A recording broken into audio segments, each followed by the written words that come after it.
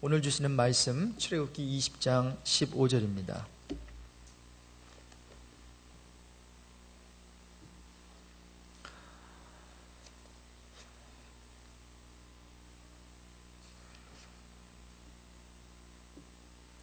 같이 읽습니다. 도둑질 하지 말라. 한 번 더 읽습니다. 도둑질 하지 말라.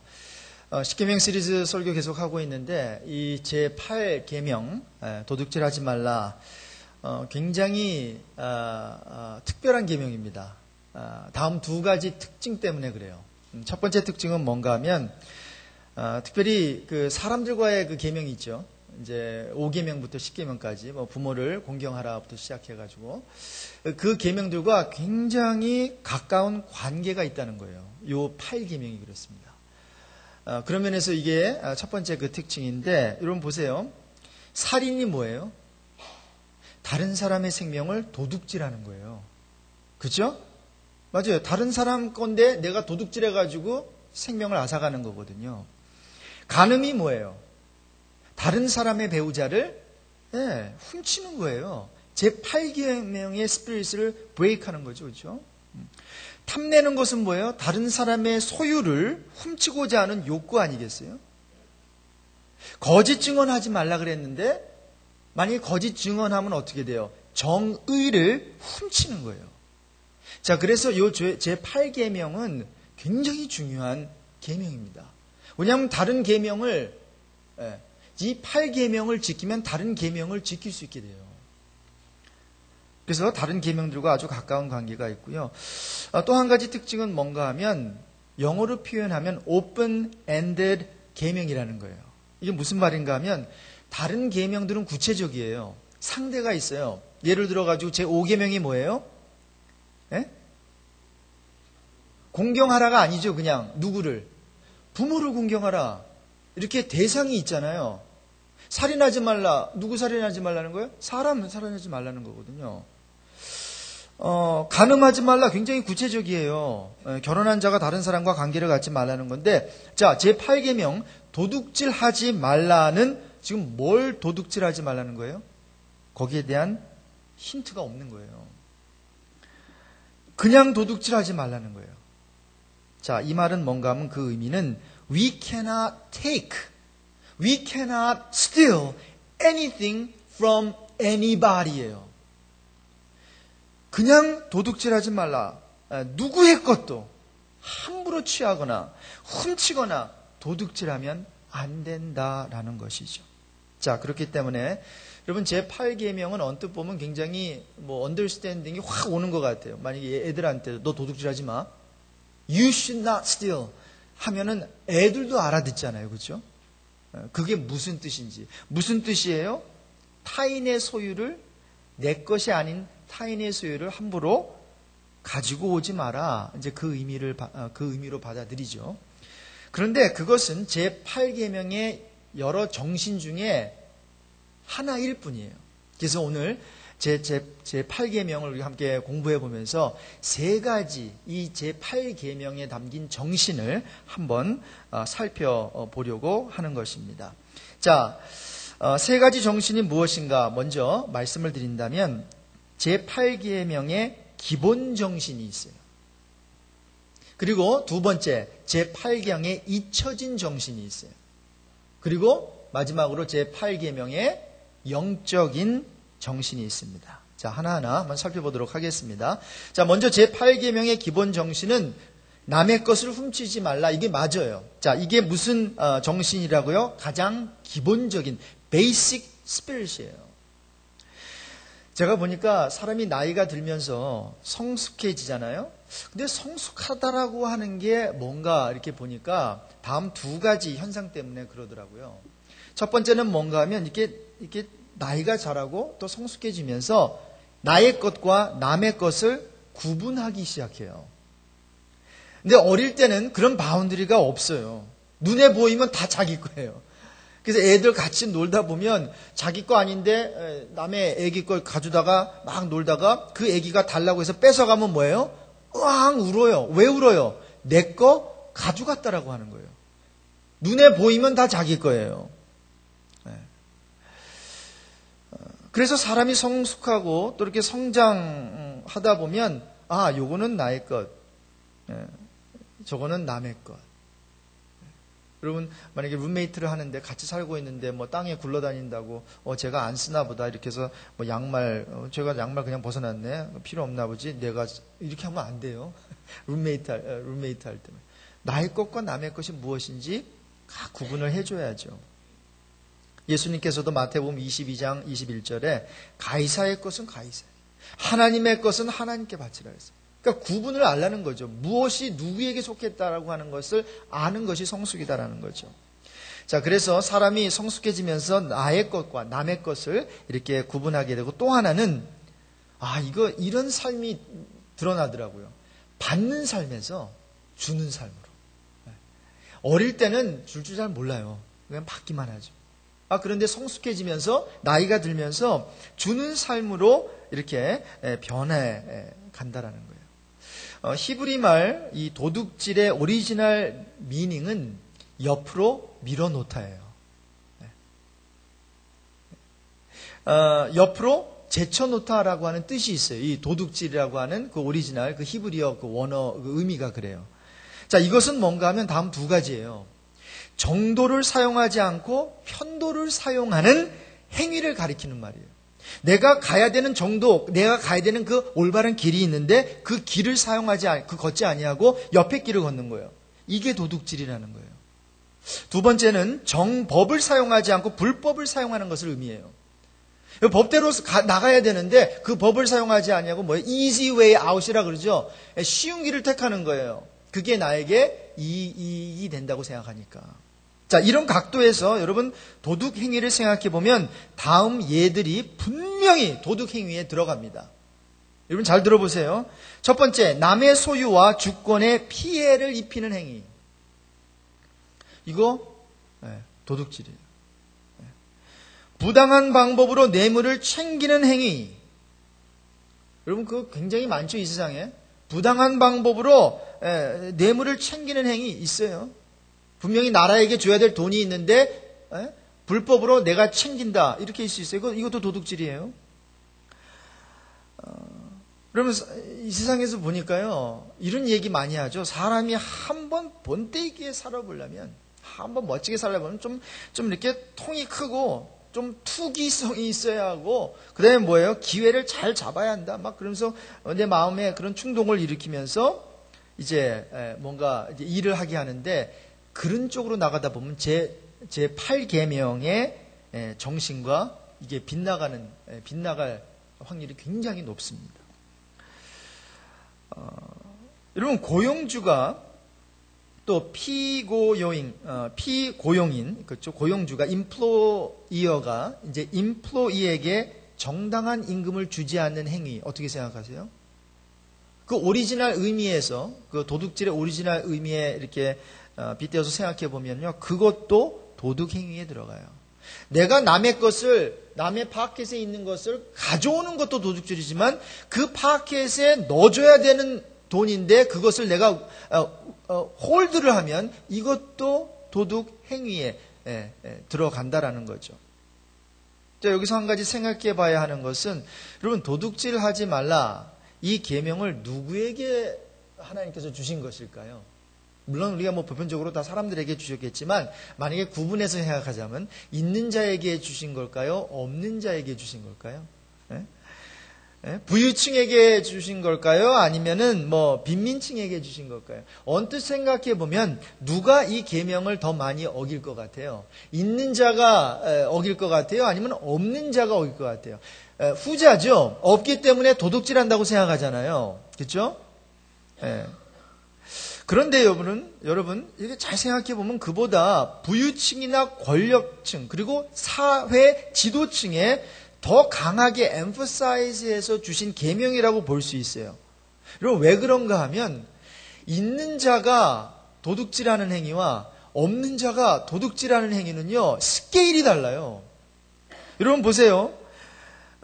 빈민들의 범죄를 보세요. 없는 자들의 범죄를 보세요. 물론 직접적이에요. 그 사람이 다른 사람에게. 그래서 주로 물질이죠. 그걸 갖다가 훔치는 거예요. 배고프면은 가게에 가가지고 사과 하나 훔쳐서 내가 먹는 거죠. 그런데 여러분, 이 빈민층의 이 도둑질과 상류층의 도둑질을 한번 비교해 생각해 보면 이 상류층의 범죄는 직접적이지 않아요. 생각해 보면 간접적이에요. indirect해요. 그런데 이것이 대중적이에요. 그래서 피해나 여파가 훨씬 더 큽니다. 돈이 있는 사람이 어떤 범죄를 저지를 때는 그저 한두 개 연필 훔치고 뭐 몇백 불 훔치는 게 아니에요. 이건 어마어마한 스케일이에요. 그리고 그걸 하기 위해서 속이고 그 다음에 나중에 보니까 엄청난 파장이 있죠. 한두 명 속인 게 아니에요. 한두 명에게 훔친 거 아니에요. 그냥 수백 명, 수천 명, 수만 명. 레벨이 다르다는 거죠. 그래서 이런 각도에서 또 우리가 이 도둑질, 남의 것을 훔치는 이걸 좀 생각해 봐야 되겠고, 또 있죠. 이런 회사원, 인플로이가 회사의 자원을 남용하는 행위도 여기에 속해요. 이게 내가 너무 회사가 친하다 보면 회사 물품을 개인 용도로 사용하게 돼요. 여러분, 이러한 유혹은요, 모두에게 있습니다. 여러분 직장에서도 있고요. 특히 매니저, 그리고 또 이렇게 올라갈수록 있습니다. 어떤 지위가 포지션이 올라갈수록 내 권한이 더 많아지거든요. 그리고 나를 체크업할 사람이 점점 없어지거든요. 그러다 보니까 나의 물건과 회사의 물건, 나의 물건과 교회의 물건, 이런 것들이 흐려져요. 특히 교회는 그렇습니다. 왜? 여러분들은 헌금을 하시는 분이기 때문에 그래요. 여러분 잘 들으세요. 일단 헌금한 돈은 여러분 돈은 아닙니다. 그리고 헌금을 했을 때도 여러분의 돈을 하나님께 드리는 게 아니라 하나님이 주신 것을 드리는 거예요. 여러분 사실 믿으시죠? 이게 분명해야 돼요. 그래야 교회에 시험 안 들어요. 물질에 시험 안 듭니다. 헌금 때문에 시험 안 들어요. 그런데 뭐예요? 내 돈이라고 생각하고 딱 했기 때문에 뭐예요? 그치, 내가 그러면은 계산이 막 되는 거죠. 막 내가 이만큼 냈으니까 뭐 요 정도야. 그렇죠? 그거 아닙니다. 어느 집 아이가 학교에서 그부의 학용품을 이렇게 훔쳤어요. 그러다 걸렸어요. 그래서 이게 한두 번이 아니에요. 그래가지고 이게 안 되겠다 해서 선생님 그 아이의 이제 아버지를 불렀어요. 그래서 아버지에게 말합니다.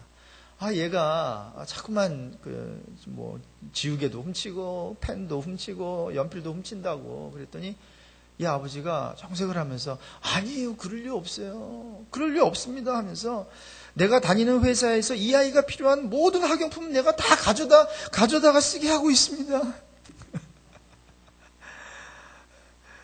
아버지가 아들이 그 애가 필요하다고 저기 직장에서 펜 갖다 줘, 지우개 갖다 줘, 공책 갖다 줘. 그 아비의 그 아들이죠, 그렇죠? 그런 거 아닙니다. 바르지 못한 이익 추구, 그렇죠? 이런 것들이 다 제8계명의 기본 정신을 어기는 행위다라는 거죠. 그래서 기본 정신으로 뭐라고요? 남의 것을 도둑질하지 말라. 자, 제8계명의 두 번째 정신은 이제 잊혀진 정신인데, 이거 어떤 정신인가 따라해 봅시다. 자신의 것을 훔치지 말라. 이 forgotten spirit라고도 말할 수 있는데, 여러분 내 것을 훔치지 말라, 이러한 개념에서 제8계명을 한번 생각해 보셨습니까? 보통 이제 남의 것만 훔친다. 그러면 남의 것을 훔치지 않으니까 I'm okay, 나는 이 계명을 지키고 있어, 이렇게 생각하죠, 보통. 그렇기 때문에 이 두 번째 정신이 잊혀진 정신일 수 있어요. 어떻게 나의 것을 훔칠 수 있는가? 두 가지, 지나친 지출, 그리고 지나친 인색함. 이 두 가지를 통해서 나의 것을 훔칠 수 있어요. 여러분, 정도에 지나치게 지출을 한다던가, 아니면 정도에 지나치게 아끼고 인색한 것들, 그래서 withhold하고 하는 것들이, 이게 다 잊혀진 정신, 그리고 제8계명에 도둑질하지 말라, 그리고 나의 것을 도둑질하는 것을 범할 수 있는 것이라는 거죠. 자, 그래서 나의 인생과 물질을 낭비해서 결국 훔치는 격이 될 수 있어요. 자, 지나친 지출을 한번 생각해 보세요. 왜 이것이 죄가 될까? 왜 나의 것을 훔치는 것, 이것이 또 어떻게 연결이 될까, 다른 사람과? 우리는 이 세상을 살아가면서 두 가지 이 갈등이 있어요. 첫 번째 갈등은 뭔가 하면 나의 필요입니다. 그렇죠? 나의 필요, my need죠. necessity죠. 그리고 두 번째 원함, want가 있어요. 그래서 돈이 없으면 뭐예요? 내 필요만 채워도 뭐예요? 감사한 거예요. 먹고 마시고 입고 하는 거. 기본적인. 그런데 여기서 조금 이제 여유가 생기면은 이 need에서 어디로 넘어가요? want 단계로 넘어요. 그러니까 원한다라고 하는 것은 없어도 되는 거예요. 그러나 있으면 좋아요. 자, 그런데 이것이 조금 더 좀 도가 지나쳐서 사치로 나가게 될 때 necessity versus luxury가 되죠. 이렇게 나갈 때에 이 지나친 지출이 나의 것을 훔치는 게 돼요. 어떤 면에서 그런가? 여러분, 나의 사치가 남의 필요일 수 있다라고 하는 사실을 여러분 생각해 보셨습니까? 다시 한번 말씀드립니다. 나의 사치가, 그러니까 내가 그거를 안 해도 되는데, 그걸 안 사도 되는데, 그런데 나의 사치가 다른 사람들의 필요를 채워줄 수 있는 어떠한 그거라면 그건 죄악일 수 있어요. 옆에 사람이 굶어 죽어가고 있는데 나는 예를 들어가지고 예를 들는 겁니다. 10불짜리 옷을 살 수 있는데 1000불짜리 옷을 샀어요. 그거를 말릴 사람 아무도 없죠. 뭐 내 돈인데 어때요? 그러나 무엇을 나로 하여금 빼앗아 갑니까? 돈을 빼앗아 간 건 아니죠. 그러나 가치 있는 인생을 살 수 있는 그거를, 그 밸류를 빼앗아 가는 것. 이 제8계명에 잊혀진 스피릿이라는 거죠. 이런 과도한 인색, 그렇죠? 돈을 잘못 사용하는 것도 도둑질이지만 지나치게 인색한 것도 자기 자신에게 내 삶과 또 내 인생에 자행하는 도둑질이 될 수가 있어요. 돈을 써야 되는데 쓰지 않아요. 여기에 대해서 예수님께서 마태복음 25장 양과 염소의 비유가 저는 여기에 아주 적합한 그 내용이라고 생각해요. 내가 줄일 때 너희가 먹을 것을 주지 않았지? 분명히 줄일 때에 내가 지갑을 열어가지고 햄버거를 사드려야 되는데, 목마를 때에 물 사가지고 물병 하나 사서 드려야 됐는데, 나그네 되었을 때 영접해야 되는데, 헐벗을 때에 디파트먼트 스토어 가가지고 옷 한 벌 사가지고 줘야 되는데 그거 하지 않았어요. 이 과도한 인색. 그래서 전도서 6장 2절에 보면 재물과 부요와 존귀를 하나님께 받았으나, 여러분 저는 재물과 부요와 존귀, 제가 삼박자 축복이라는 얘기는 안 하겠습니다. 그러나 이 세 가지 정말 하나님으로부터 오는 재물과 부여와 존귀를 받게 되는 여러분 되시기를 바랍니다. 그런데 이거를 받는 것이 중요한 것이 아니라, 여기 보세요. 전도서 6장 2절에 이런 것들을 받았대요. 하나님께 받았으나 능히 누리게 하심을 얻지 못하였으므로 다른 사람이 누리나니 이것도 헛되어 악한 병이로다 그랬어요. 우리가 많은 물질을 이렇게 소유하고 또 돈을 버는 거 참 중요합니다. 저는 우리 성도님들이 돈을 벌 때 많이 벌세요. 제 말이 아니라 요한 웨슬레 선생님의 말이에요. 권면이에요. 이 세상에 벌려면 어차피 사업을 하려면 어차피 일을 하려면 많이 버시기 바랍니다. 그런데 그것이 목적이 아니라, 그래서 많이 저축해서 어떻게 해요? 많이 잘 써야 되잖아요. 여러분, 목사님 그렇게 돈이 많아가지고 쓸 때가 많습니까? 절 찾아와 주세요. 쓸 때 굉장히 많습니다. 정말 좋은 일을 위해서 쓸 때가 너무나 많습니다. 그리고 의미 있게 사용할 때가 정말로 많습니다. 이 조그만 머리에 왜 하나님의 이렇게 원하시는 것들을 많이 이렇게 말씀해 주시는지 이제 걸러내야 돼요. 이게 정말 하나님께서 원하시는 건가 아니면 이 박성호가 원하는 건가? 걸르면서 이제 여러분과 함께 그런 일을 해나가고 싶어요. 우리 ANC 내 캠퍼스와 함께 그런 일을 해나갔으면 좋겠어요. 예. 자, 그런데 그런 걸 하기 위해서는 물질이 필요하거든요. 자, 그런데 그렇게 돈을 많이 쌓아놨는데도 능히 누리게 하심을 얻지 못하는 그러한 불행한 인생이 있을 수 있다는 거죠. 그리고 그걸 누가요? 다른 사람이 누려요. 자, 그럴 바에야 인색하게 살지 말고 돈만 벌고 돈은 써보지 못하고 죽는 것이 아니라 정말 투자를 해야죠. 하늘나라에 또 주님의 일을 위해서. 한번 따라해 봅시다. 인색한 마음은 자기를 해치는 병이다. 네. 그리고 인색한 마음은, 절대로 인색한 사람은 하나님께서 그 물질의 축복을 주지 않는 것 같아요. 근데 계속해서 나눠주고 퍼주고 이렇게 하는 사람에게는 그것이. 근데 여러분 그거를 한두 번만 한번 이렇게 그 삶에 적용 한번 해보세요. 더도 말고 이렇게 한 번만 이렇게 엑스트라 인컴이 딱 들어올 때 있죠, 여러분. 있습니까? 없어요? 얼마나 기분 좋습니까? 그렇죠? 엑스트라 캐시가 착 들어올 때 말이죠. 뭐 50불, 100불. 그러면 그거는 뭐예요? 없어도 될 돈이었어요. 보통은 그래요. 그거 안 들어와도 내가 살아갈 국리를 다 해놨기 때문에 그건 엑스트라거든요. 그러면 그때 이 기도를 해주세요. 하나님, 이 돈을 왜 주셨습니까? 저기. 그리고 이 돈이 정말로 필요한 사람이 누굽니까? 그래서 하나님께서 마음에 감동을 주실 때에 눈 딱 감고요, 그냥. 뭐 100불이든 1000불이든 눈 딱 감고 그냥 한 번만 플로우 하는데 흘러가게 해주세요. 내가 그 축복의 통로가 돼가지고 그 100불이든 500불이든 1000불이든 그 돈이 필요한 사람에게 흘러가기만 한 번만 딱 한번 해보세요. 그러면은 하나님께서요 또 흰 봉투 날라오게 하실걸요. 또 갑자기.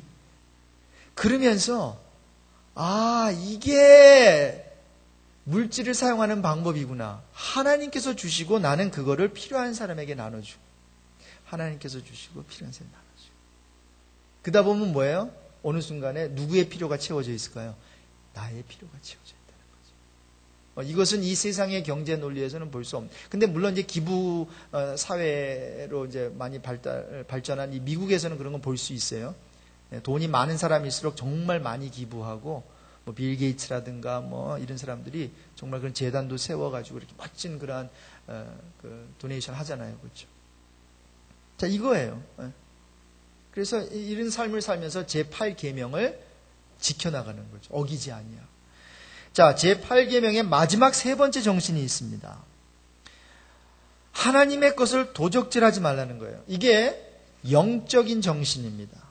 뭐 영어로 하자면 굳이 하자면 스피릿이 되는데, 기본 정신이 있고 잊혀진 정신이 있고 영적 정신이 있는데,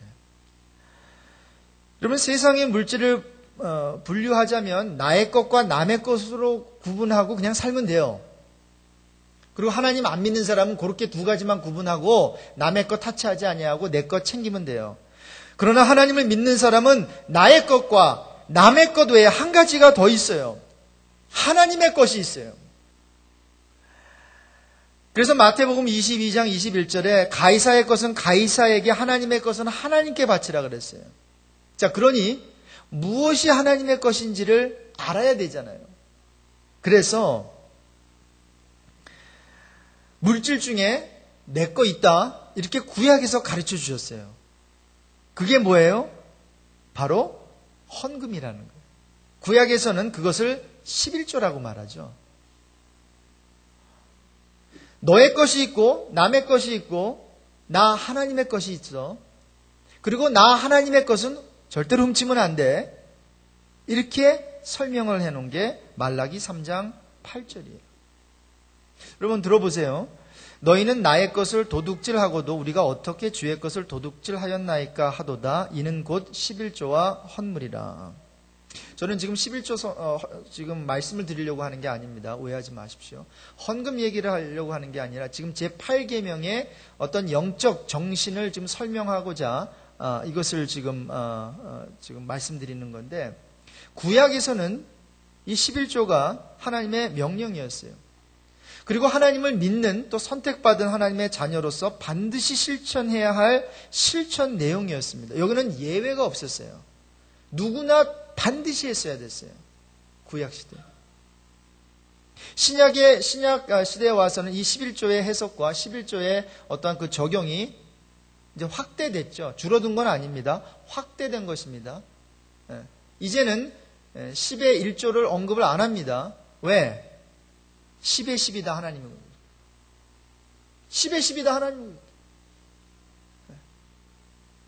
그래서 구약에서는 그냥 11조가 미니멈이니까 그 정도만 내도 괜찮아 이렇게 하신 거죠. 미니멈이니까.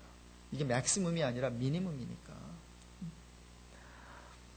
자, 그러면서 여러분 이 헌금에 대해서 이렇게 하면 마음이 콱콱 닫아지는 사람이 있고, 또 헌금 얘기야, 또. 근데 여러분, 이 헌금 얘기가 아닙니다. 축복에 대한 얘기입니다. 말라기 3장 10절, 8절 이하의 그 내용들은 이게 헌금에 대한, 드려라, 바쳐라 하는 얘기가 아니라 축복의 얘기예요. 여러분 잘 들어보세요. 3장 10절 말라기입니다. 11조를 드려 나를 시험하여 내가 하늘 문을 열고 너희에게 복을 쌓을 것이 없도록 붙도록 아니하나 보아란 말이죠.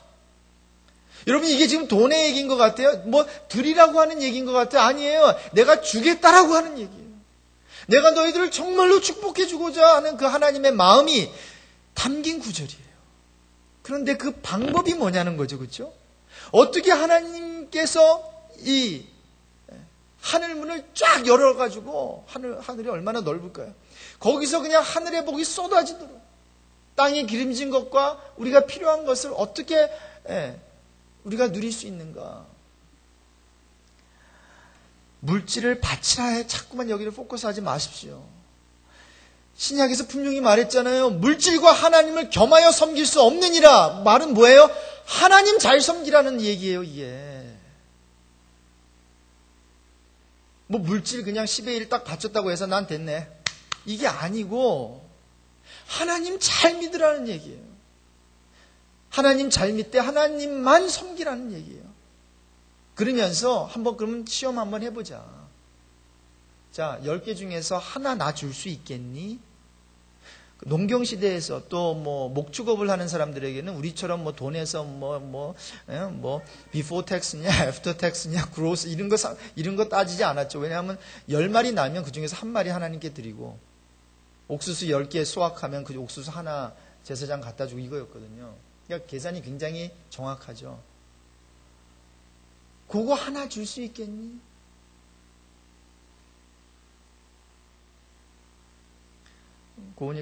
제 딸 고은이가 있는데 이제 10살이 되죠. 다음 달. 캔디 사면 분명히 한 30알 정도 있습니다. 30알 정도 있어요. 근데 이렇게 보면은 얘는 좀 잘 나눠줬어요. 잘 나눠주는데 예를 드는 겁니다.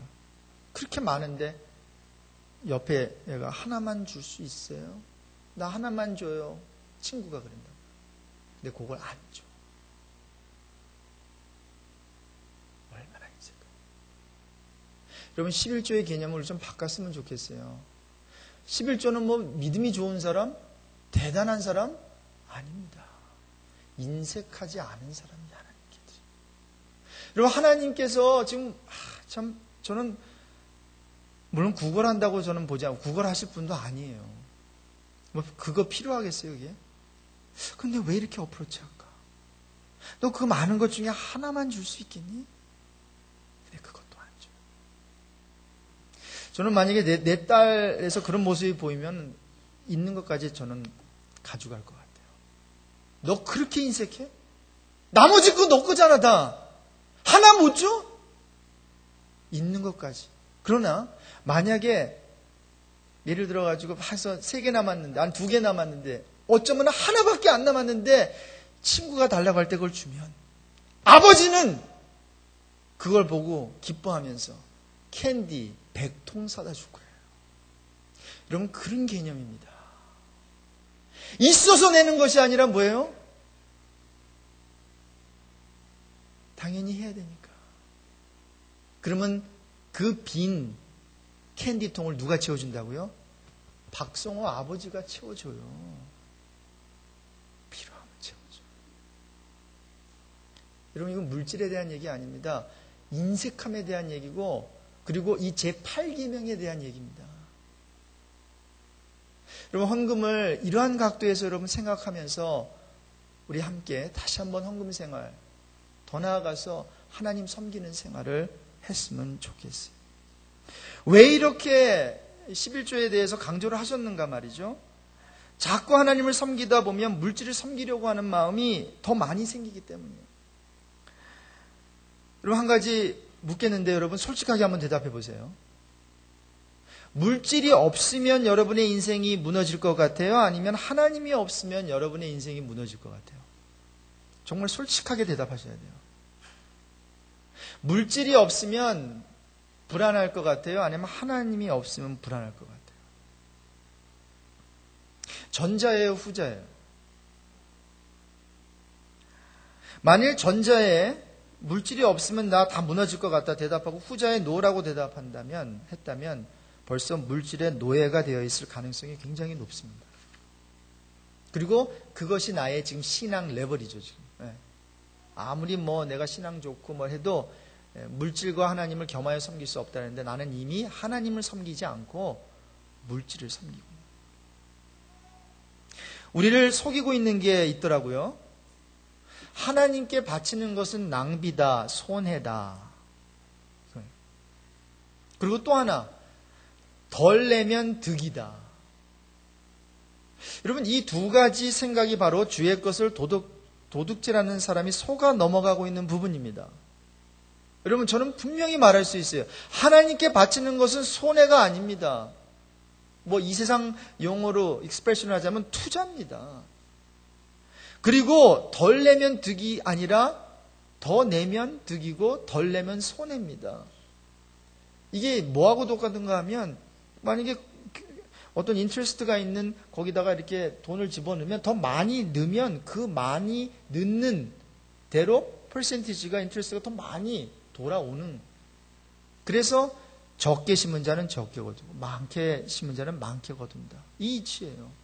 이 물질 생활은 하나님께 바치는 생활은 그거예요. 하나님께서 절대로 이 세상 은행에서도 만약에 8%다 15% 하면 정확히 리턴을 해주는데 하나님께서 리턴 안 해주시겠어요? 저는 누르고 흔들어 그냥 내가 이따만한 양재기 이렇게 해가지고 여기다 다 부어주세요 해도 거기다가 넘치도록 부어주시는 하나님. 하나 구하면 하나 주시는 분이 아니라 더 많이 주실 수 있는 분이죠. 후하게 가장 좋은 것으로 주실 수 있는 분. 그래서 여기에 속지 말라고 말씀을 주신 게 말라기 3장 10절이에요. 11조를 들여 나를 시험하여 내가 하늘을 열고 너에게 복을 쌓을 것이 없도록 붙도록 아니하나 보라. 자, 결론적으로 여러분 도둑심보가 있는 것 같아요? 없는 것 같아요? 죄송해요.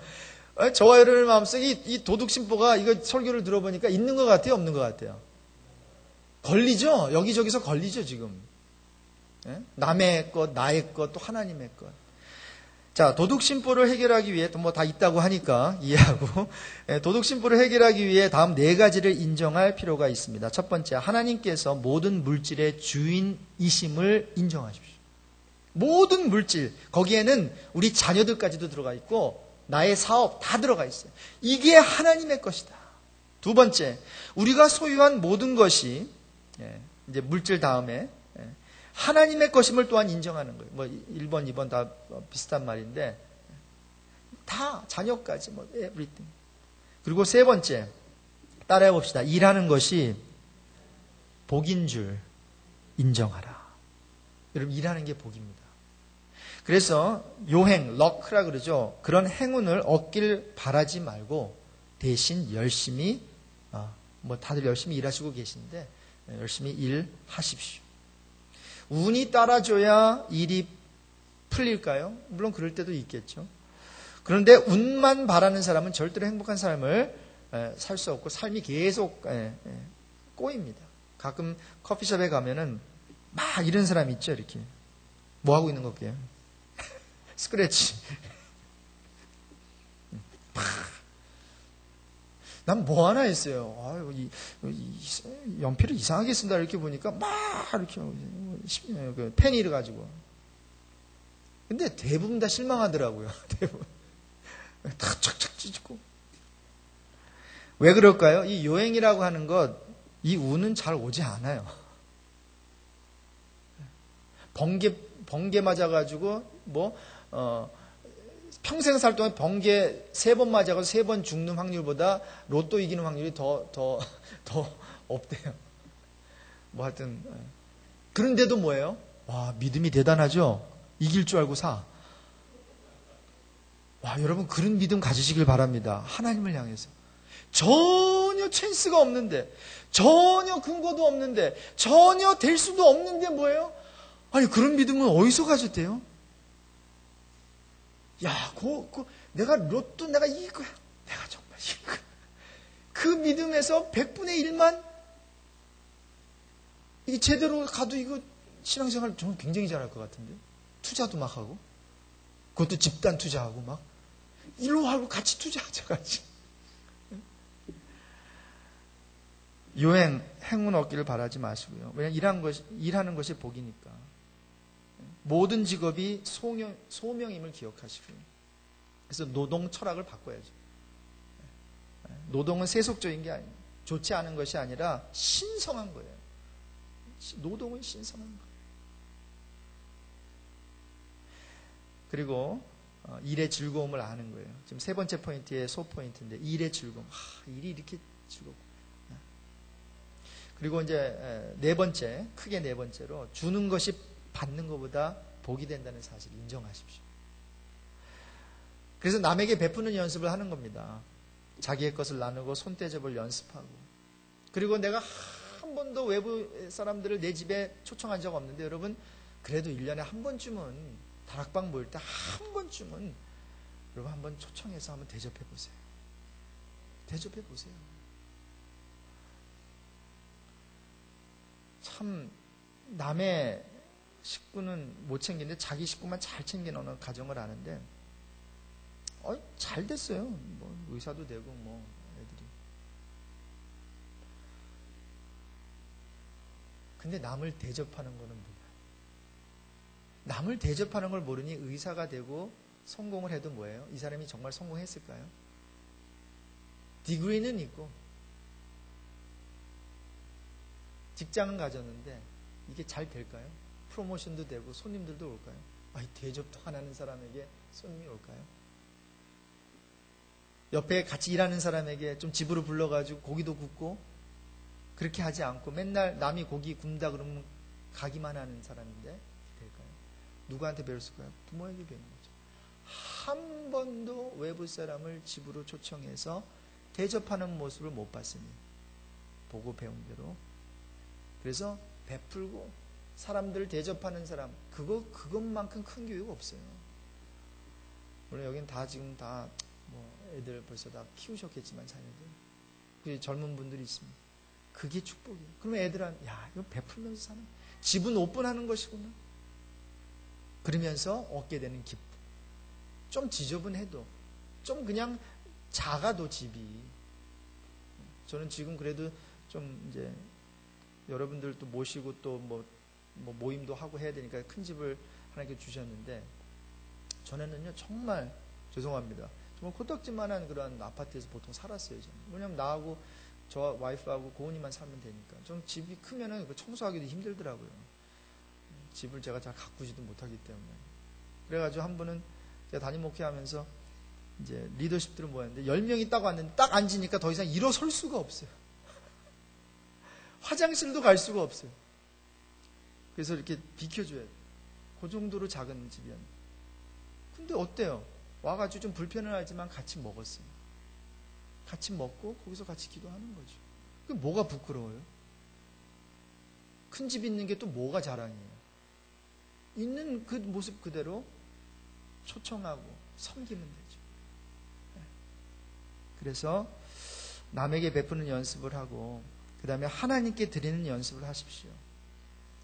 드림의 기본은 물론 헌금이지만 또 헌금의 기본은 11조지만 저는 그 이상의 하나님께 드리는 거 있잖아요. 시간도 드리고 하나님께 봉사도 하고, 그렇죠? 전도도 하고, 이게 다 하나님께 드리는 거죠. 자, 결론입니다.